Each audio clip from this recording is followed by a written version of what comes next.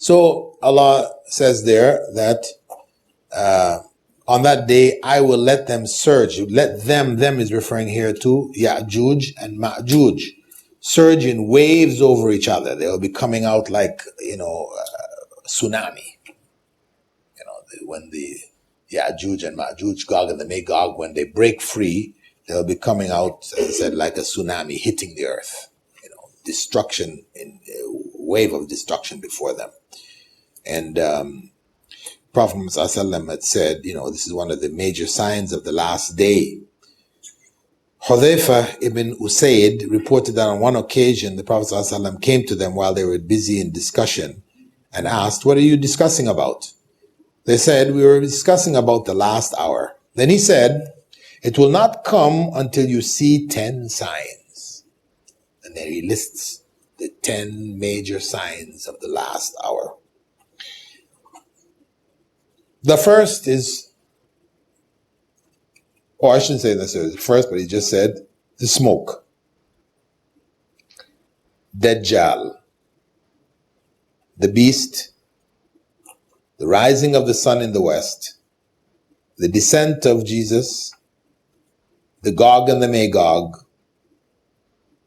the sinking of the earth in 3 directions, in the east, west, and in Arabia, followed by a huge fire which would begin in Yemen and drive people to their place of assembly.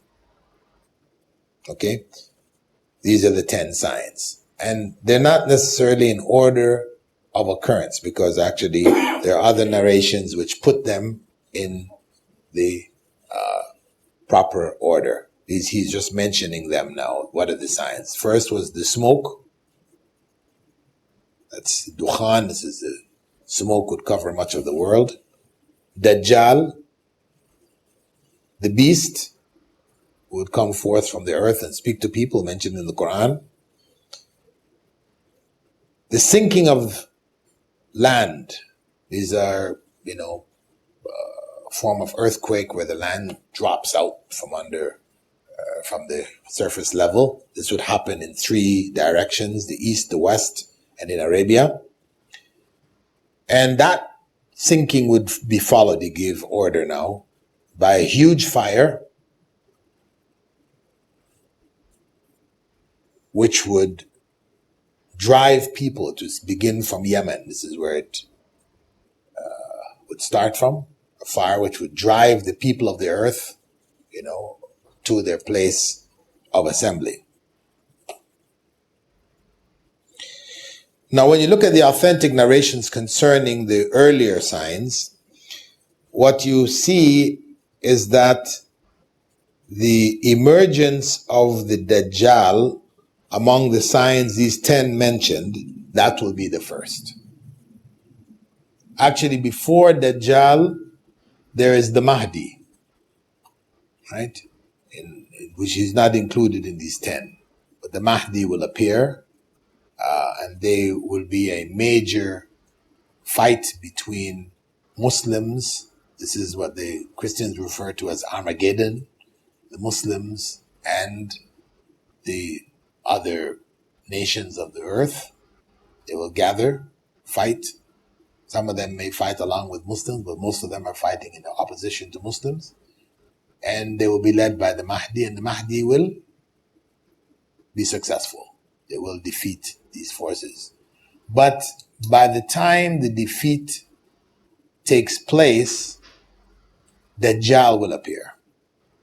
And Dajjal will gain dominance over the most of the earth. And he will rule for 40 days. Prophet ﷺ had said he would rule for 40 days. These 40 days, the first day will be like 1 year. Second day will be like a month. Third day will be like a week. And then the remaining days will be like the regular days, 24-hour days. Right? When he mentioned that, the Sahaba questioned, how will we pray on that day? Those days when it's lasting for a year, a day where the sun doesn't set for a year. when it doesn't set for a month, when it doesn't set for a week? How do you pray? So the Prophet ﷺ had said, estimate it. He gave instructions to estimate it. Of course, he gave instructions at a time when there were no clocks. Right? We can estimate now. We have a watch. We can, Asr watch. It tells you Fajr, Dhuhr, Asr, Maghrib, Isha, and everything is all here.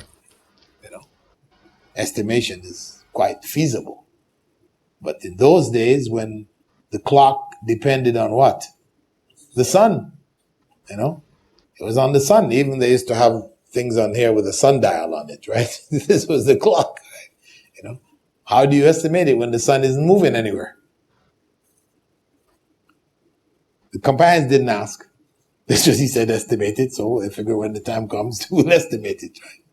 But this is also speaking about a time in the future. At any case, when Dajjal basically dominates the earth, and the Mahdi and those who are fighting along with him become blockaded or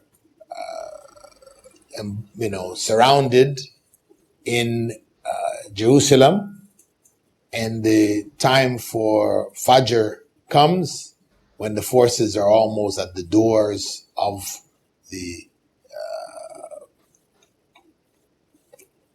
fortress, which would be Jerusalem. And Prophet Isa enters Jerusalem. He descends at that time, around that same period, in Damascus, and he will head straight for Jerusalem. He joins the Fajr prayers. The Mahdi is already in front. He goes to step back. Prophet Isa stops him and has him lead the prayer. And from there, Prophet Isa, following the prayer, leads the forces of the believers against Dajjal. Dajjal sees him and he starts to run. And Prophet Isa tracks him down. But as he's running, it's like he's starting to fall apart, like starting to crumble. And even Prophet Muhammad ﷺ had said, had Prophet Isa let him go, he would eventually have crumbled. But Prophet Isa catches him and stabs him with a spear, then lifts the spear up to show the people that Dajjal was killed with blood on it, right? Confirming his death. And that's the end. Of course, the forces, the Dajjal's forces and all that now turn and run. Dajjal is defeated. The true Jesus has returned. And he, at that point, gathers the believers who fought along with the Mahdi and fought along with him. And he begins to anoint their faces and announce to them their various grades in paradise. And while this is happening, Prophet Isa receives revelation wherein Allah tells him, I have raised a people of my creation that no one can defeat, that no human being can defeat. Therefore, gather my slaves to Mount Tur, and then Allah will let loose the Gog and the Magog, and they will swiftly swarm from every mound, as Allah described in the Quran.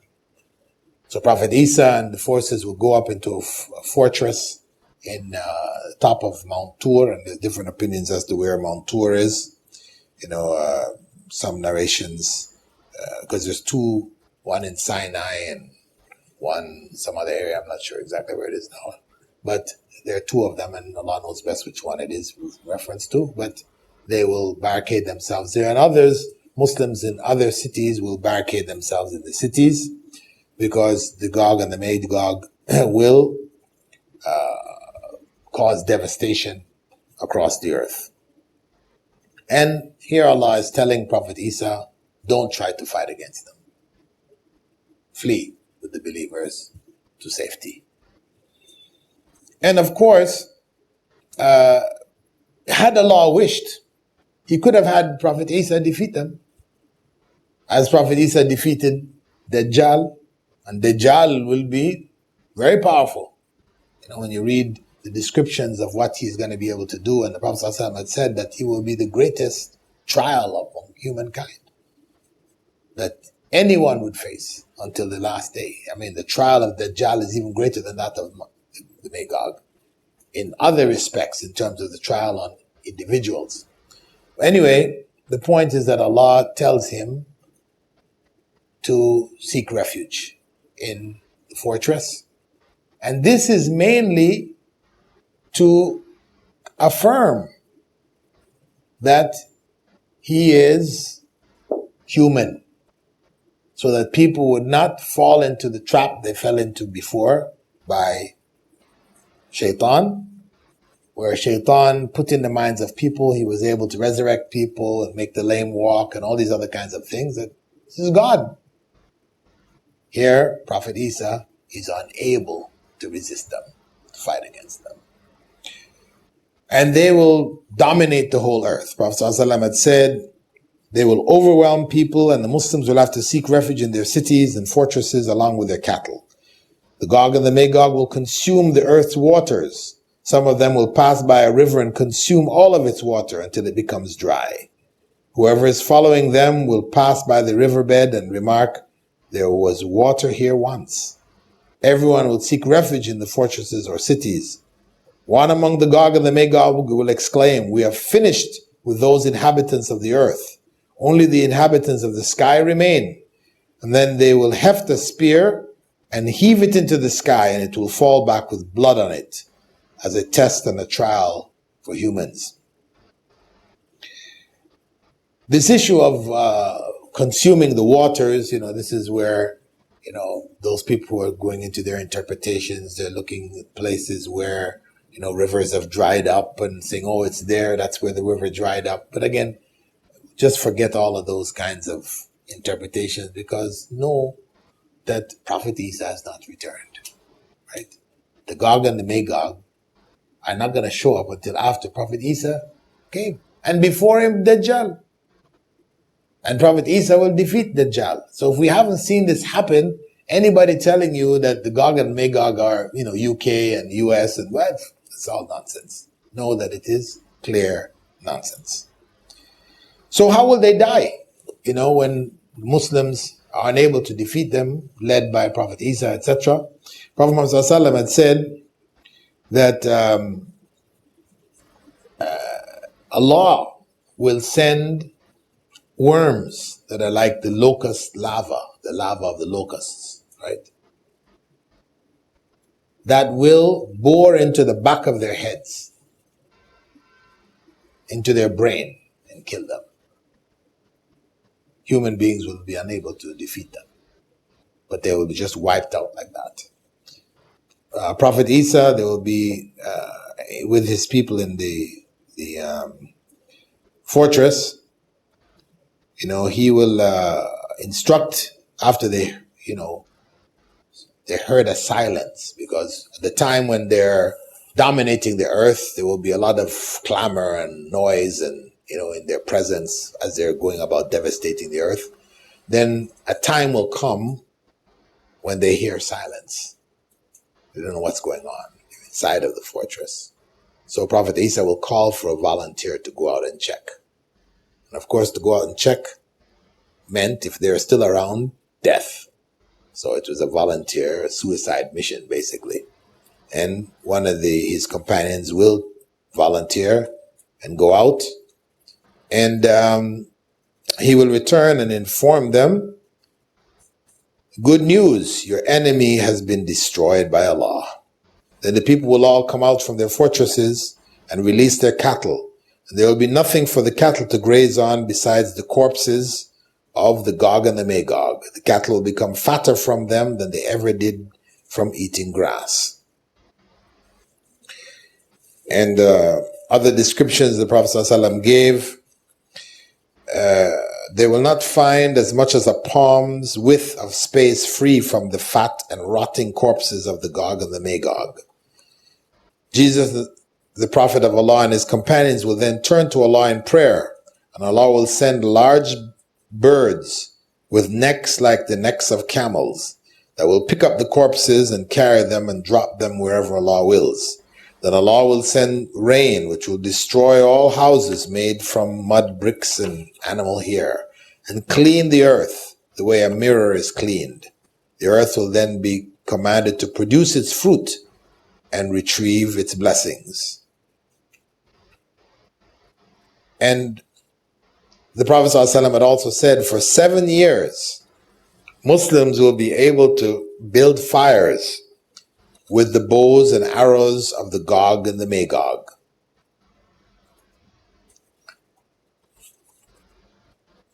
Of course, whether this means literally building fires will be back to bows and arrows, or whether the bow and the arrow, refers to modern weaponry, where the arrow becomes a bullet instead, Allah knows best. But this is what the description the Prophet ﷺ gave us.